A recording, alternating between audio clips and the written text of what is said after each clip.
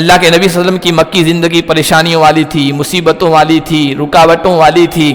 اللہ تعالیٰ نے یہ وعدہ کیا، اے نبی آگے آسانیاں ہی آسانیاں ہونے والی ہے۔ وہ نبی جو مکے سے رات کی تاریکی میں اندھیرے کا فائدہ اٹھا کر مجبور ہو کر نکلے تھے، غار ثور میں 3 دن چھپے ہیں، پھر چپکے مدینے کی طرف گئے ہیں، صرف 8 سال کے عرصے میں اسی مکے میں فاتحانہ شان کے ساتھ، دن کی روشنی میں فاتحانہ شان کے ساتھ داخل ہوئے ہیں اور ہزاروں اپنے جانساروں کے ساتھ آئے ہیں۔ اور پھر اس کے بعد میں نے ابھی اوپر بتایا سورۃ الضحیٰ میں، صرف مکہ نے پورا جزیرۃ العرب آپ کی آنکھوں کے سامنے کفر سے، شرک سے پاک ہو گیا، ساری رکاوٹیں ختم، ساری دشواریاں ختم، ساری پریشانیاں ختم۔ اس میں بھی اللہ تعالیٰ نے 3 نعمتوں کا ذکر کیا ہے، 3 نوازشیں اللہ کے نبی صلی اللہ علیہ وسلم پر بھی ان کا ذکر کیا ہے، اور پھر آگے 3 کام کرنے کو کہا ہے۔ پہلی چیز فرمائی، کیا ہم نے آپ کے لیے آپ کے سینے کو کھول نہیں دیا، اور ہم نے آپ کے اس بوجھ کو آپ سے نہیں ہٹا دیا جس نے آپ کی کمر کو توڑ دیا تھا۔ بعض قرآن کے ماہرین نے بتایا کہ یہ 2 چیزیں تو وہی ہے پچھلی، سینہ کھول دینا یعنی نبوت دی، علم دیا، قرآن کی معلومات دی، یہ سب یہ آپ کے سینے کو کھول کر ہم نے علم رکھ دیا، معرفت رکھ دی، حکمت رکھ دی، دانش مندی کی باتیں آپ کو دے دی۔ اور بوجھ کہ آپ محتاج تھے، آپ کے اہل و عیال زیادہ تھے، بچیاں تھی، بیویاں تھی، اور فقر و فاقہ تھا، ہم نے اس بوجھ کو بھی ہٹا دیا، آگے حالات اچھے کر دیے۔ 2 باتیں پچھلی والی ہے، بعض مفسرین نے کہا تیسری نئی ہے جو آگے آ رہی ہے۔ بعض نے کہا یہ تینوں نعمتیں نئی ہیں، کیا ہم نے آپ کے سینے کو نہیں کھول دیا؟ سینہ کھولنا سے کیا مراد ہے؟ اللہ تبارک و تعالی کسی بندے کے سینے کو کھول دیتے ہیں نا، تو پھر وہ حق بات کے لیے، سچے پیغام کے لیے ڈٹ جاتا ہے، نہ کسی فرعون نہ کسی نمرود سے دبتا ہے، نہ کسی ظالم و جابر سے خائف ہوتا ہے، ڈر کھاتا ہے، بلکہ ڈنکے کی چوٹ پر اللہ کے پیغام کو ساری مخلوق کو سناتا ہے۔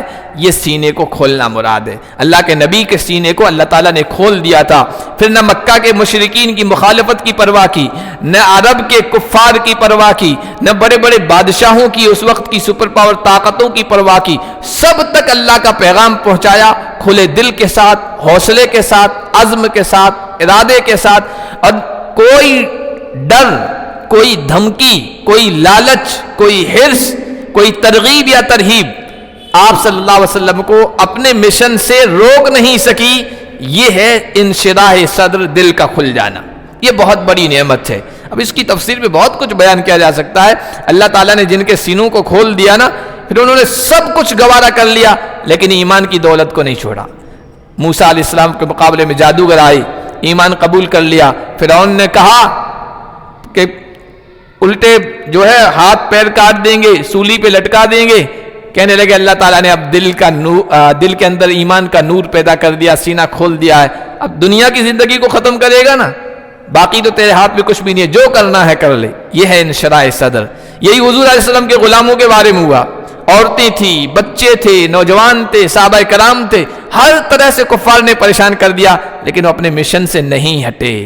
تو ایک مسلمان کے لیے بہت اہم ضروری ہے، داعی کے لیے، دعوت دین کی کام کرنے والے کے لیے، کہ سینہ کھل جائے۔ تو اللہ کے نبی کا سینہ کھول دیا۔ بعض حضرات نے یہ بھی کہا اللہ کے نبی کا سب کا جو سینہ چیرا گیا تھا، شق صدر کہتے ہیں، اور حضور کے ساتھ بعض تفاسیر میں آیا 4 مرتبہ یہ معاملہ کیا گیا ہے۔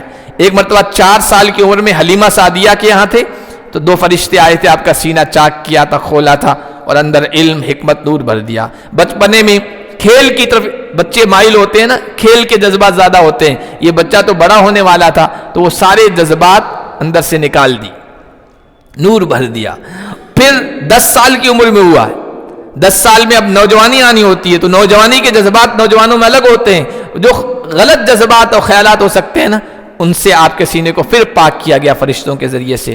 پھر نبوت ملنے سے پہلے 40 سال کی عمر تقریباً ہو چکی تھی، اس سے پہلے آپ صلی اللہ علیہ وسلم کا سینہ پھر چاک کیا گیا، کھولا گیا، اور پھر معراج کے موقع پر 4تھی مرتبہ آپ ام ہانی کے گھر تھے، وہاں سے آپ کو حتیم کے پاس لایا گیا، اور سونے کا تشت لایا گیا، ٹرے لایا گیا، اور پھر زمزم کا پانی لایا گیا، اور سینہ چاک کر کے اندر سے دھویا گیا. بخاری شریف کی روایت ہے. علم، حکمت، نور یہ آپ کے سینے میں بھر دیا گیا تھا.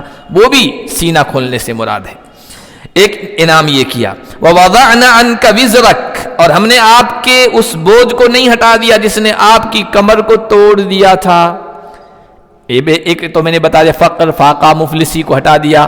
اللہ تعالیٰ نے راحت کر دی، آسانی کر دی، خوشحالی دے دی. دوسرا بوجھ سے مراد وحی کا بوجھ ہے. وحی جب شروع میں اترتی تھی نا بہت بوجھ محسوس ہوتا تھا اور تکلیف محسوس ہوتی تھی. اور پھر وحی کے اندر جو پیغام ہے، میسیج ہے، وہ لوگوں تک پہنچانا، فکر امت کی طرف، یہ بھی ایک بوجھ ہوتا ہے انسان کے لیے. اولاد جو ہے صحیح راستے پہ نہیں ہے، ماں باپ کتنے کڑتے ہیں، وہ بھی بوجھ محسوس کرتے ہیں. تو امت کے لیے اللہ کے نبی کی جو تڑپ تھی، جو فکر تھی، اس کے سلسلے میں اس کو بوجھ سے تعبیر کیا گیا. ہم نے وہ بھی بوجھ آپ کے سینے سے ہٹا دیا. کیسا بوجھ تھا؟ قرآن کہتا ہے کئی جگہوں پہ کہا اے نبی ایسا لگتا ہے کہ اگر ہدایت پر نہیں آئے، انہوں نے ایمان قبول نہیں کیا تو آپ اپنے آپ کو ہلاک کر دیں گے، آپ کا سینہ پھٹ جائے گا. اس طرح کے الفاظ قرآن میں آئے. یہ وہ بوجھ تھا جو اللہ تعالیٰ نے آپ کے سینے سے ہٹایا، آپ کی کمر سے ہٹایا اور آسانی کر دی. اور تیسرا فرمایا وَرَفَعْنَا لَكَ ذِكْرَكَ، کیا ہم نے آپ کے لیے آپ کے ذکر کو بلند نہیں کر دیا؟ دشمن تو چاہتے تھے، مکہ والے چاہتے تھے آپ کا نام و نشان مٹا دیا جائے. اب آگے آئے گا سورۃ الکوثر میں، نبی کے بچے کا انتقال ہوا تھا، صاحبزادے کا، کہنے لگے گئے کام سے محمد کا مشن بھی ختم ہو جائے گا، کیونکہ نرینہ اولاد نہیں ہے، بیٹے تو ہے نہیں، ان کے مشن کو لے کے آگے چلے، اب تو ان کا نام و نشان ختم ہو جائے گا، چند دنوں کی بات ہے، اس کے بعد ختم. یہ کہا تو اللہ تعالیٰ نے کہا ہم نے آپ کا ذکر بلند نہیں کر دیا. اور پھر کس طرح ذکر بلند کیا؟ جہاں جہاں اللہ کا نام آتا ہے، نبی کا نام آتا ہے. اذان میں، اقامت میں، خطبوں میں، جمعہ کے خطبے دیکھو، عیدین کے خطبے دیکھو، عرفات کے میدان میں دیکھو، صفا مروہ کی پہاڑیوں کے درمیان حج و عمرہ کرنے والوں کو دیکھو، وہ جو ذکر کرتے ہیں، اللہ کا جہاں نام ہے، نبی صلی اللہ علیہ وسلم کا ساتھ میں تذکرہ ہے. تکبیر تشریق، عید الاضحیٰ کے ان دنوں میں ہم تکبیریں پڑھتے ہیں، ان میں نبی پاک صلی اللہ علیہ وسلم کا ذکر ہے. جہاں کہیں بھی جائیں، یہاں تک کہ علماء نے تو یہاں لکھا، تحقیق کرنے والوں نے، دنیا میں کوئی سیکنڈ ایسا نہیں ہے جس میں محمد الرسول اللہ کا نام نہ لیا جاتا ہو. یہ جو اذانوں کا سلسلہ چلتا ہے انڈونیشیا سے اور پوری دنیا میں یہ چکر چلتا ہے، کہیں نہ کہیں ہر لمحے اذان ہو رہی ہوتی ہے. تو جہاں اشہد ان لا الہ الا اللہ ہوتا ہے، وہیں اشہد ان محمد الرسول اللہ کے غلغلے اور زمزمے اور نغمے بھی بلند ہوتے رہتے ہیں. یہ نبی کا نام اللہ تعالیٰ نے اونچا کر دیا. علامہ اقبال رحمۃ اللہ علیہ نے کہا تھا نا کہ دشت میں دامن کوثار میں میدان میں ہے، بحر میں موج کی آغوش میں طوفان میں ہے. دشت میں یعنی جنگل میں، دشت میں دامن کوثار میں پہاڑوں کے دامن میں، دشت میں دامن کوثار میں میدان میں ہے، بحر میں سمندر میں موج کی آغوش میں طوفان میں ہے. چین کے شہر مراکش کے بیاباں میں ہے اور پوشیدہ مسلمان کے امام میں ہے. چشم اقوام یہ نظارہ ابد تک دیکھے، دنیا کی قومیں یہ نظارہ قیامت تک دیکھتی رہیں گی. چشم اقوام یہ نظارہ ابد تک دیکھے، رفعت شان ورفعنا لک ذکرک دیکھے. اللہ تعالیٰ نے جو کہا تھا ہم آپ کے نام کو بلند کریں گے، یہ اس طرح نام بلند ہو رہا ہے، دنیا کی قومیں دیکھ لے. فإن مع العسر یسرا، یہ تین کام ہو گئے. آگے تسلی دی، دیکھو مشکل کے ساتھ آسانی ہے. ان مع العسر یسرا، مشکل کے ساتھ آسانی ہے. یہ عربی کا ایک گرامر ہے، عربی کا ایک قاعدہ ہے، تمام انسانوں کی تسلی کے لیے، صرف نبی کی تسلی کے لیے نہیں ہے. ان مع العسر یسرا، عسر ہے نا تنگی، پریشانی، فقر، کوئی بھی مصیبت، اس کے لیے عسر کا لفظ آیا، اس پر الف لام آیا ہے. عربی کا قاعدہ یہ ہے کہ جس پر الف لام آئے اور دو مرتبہ وہ لفظ آئے تو اس کا مطلب وہ ایک ہی مراد ہوتی ہے. تو عسر تنگی پریشانی ایک ہی ہوگی، کسی بھی انسان کو پیشانی ہو یا وہ کم ہوگی. اور یسر ہے نا، یسرا، یسرا اس پر الف لام نہیں ہے. ان مع العسر یسرا، ان مع العسر یسرا، اس کا مطلب یہ کہ کسی بھی انسان کی زندگی میں پریشانیاں آئے تو گھبرانا نہیں چاہیے. پریشانی ایک ہوگی، آسانیاں کئی ہوں گی. اور اللہ کے نبی کی زندگی میں تو آگے ثابت بھی ہو گیا. اللہ کے نبی صلی اللہ علیہ وسلم کی مکی زندگی پریشانیوں والی تھی، مصیبتوں والی تھی، رکاوٹوں والی تھی. اللہ تعالیٰ نے یہ وعدہ کیا، اے نبی آگے آسانیاں ہی آسانیاں ہونے والی ہے.